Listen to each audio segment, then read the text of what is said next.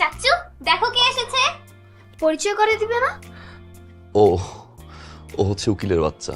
হ্যাঁ, না মানে ওর বাবা উকিল, উকিলের ছেলে advocate Nagen, Taif. Hello. Hi. এই মেয়ে, তোমাকে কিন্তু চাচি বলে আর ডাকবো না। আমরা ডিসাইড করেছি তোমাকে তোমার নাম ধরে রাখবো, কারণ তুমি আমাদের বাসার নতুন বন্ধু। ওকে?